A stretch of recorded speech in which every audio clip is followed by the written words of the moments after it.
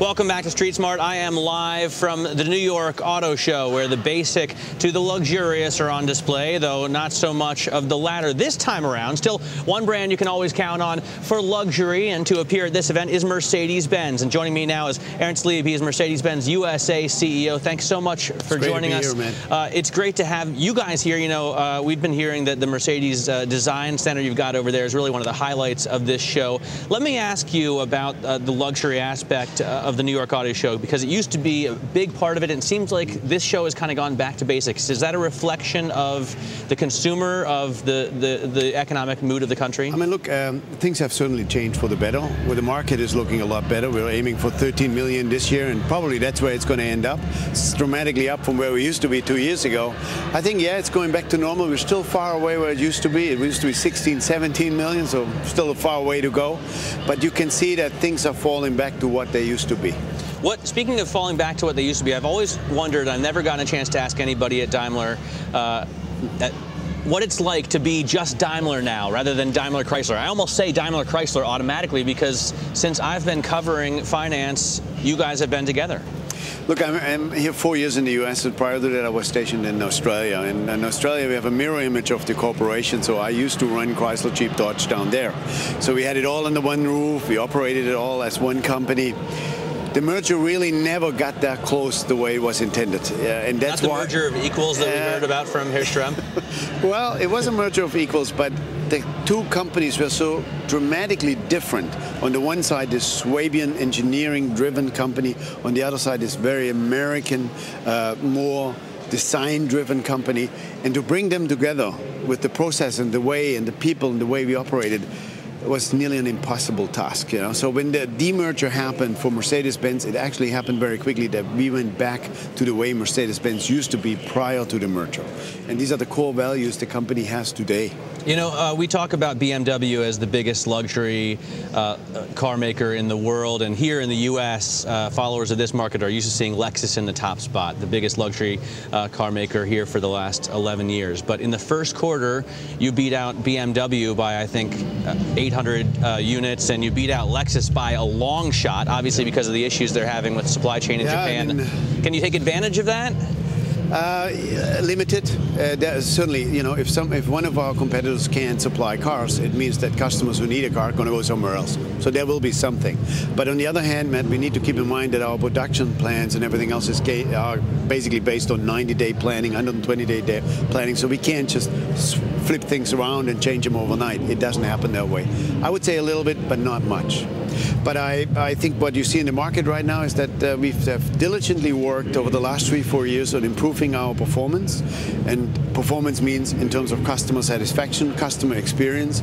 We have our dealers investing up $1.4 billion over the last 2 years in these tough economy times, you know, and they have done completely renovated brand new facilities. And what we're seeing now is, since 11 years, the first time that we're outselling our main competitors. It's a pretty good achievement. Well, and we're hearing from BMW that they have to give less buyer incentives to do that. Are you feeling the same benefits? There are a few exceptions in the market where the incentive level has gone up. And we are certainly not one of them. Our incentive level is dramatically down compared to what we spent over the last 2-3 years.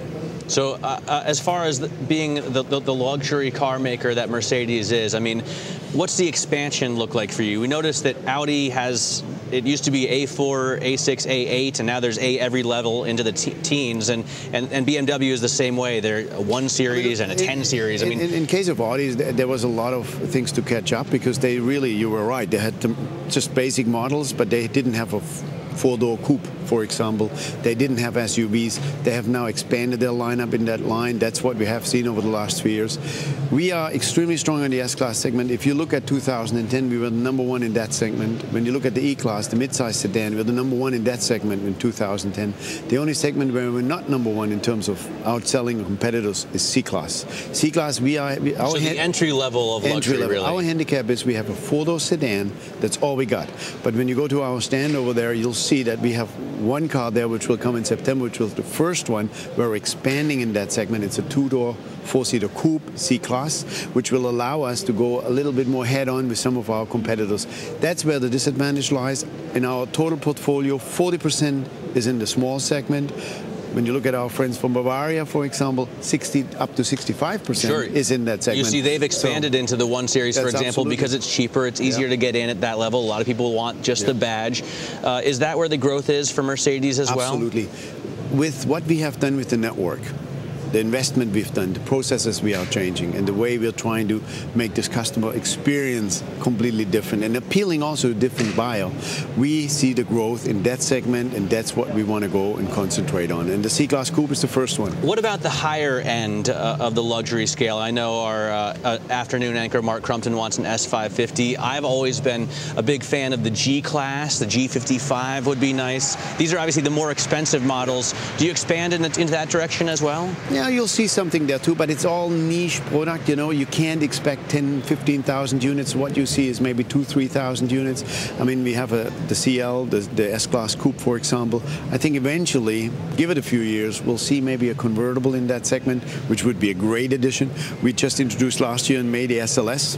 Our Gullwing, the Gullwing AMG car. That car we sold nearly 600 units last year, which is amazing. The car sells for $190,000. Beautiful car. You'll see the Roadster coming in December this year on that model. So yes, you see a little bit of expansion, but it's just the numbers are not going to outdo something which is possible in a segment for $30,000. We have seen other car companies sort of segmenting nationally, so they'll make a special version for Russia and charge more for it, or a special version for Dubai. Are you looking at the same kind of niches? And is it easier to do this kind of manufacturing of all these different kinds of models? We certainly have combinations, options, equipment levels, engines, which are specifically made for the North American market. But we do not have a model which is just specifically built for the North American market. We don't do this. We have it in some markets where legally you're forced, by state laws that you have to do it. But in a market like the US, we source out of our pool of opportunities out of Europe. Hey, Ernst, thanks so much for joining us today. Really appreciate it. Ernst Lieb, CEO of Mercedes USA.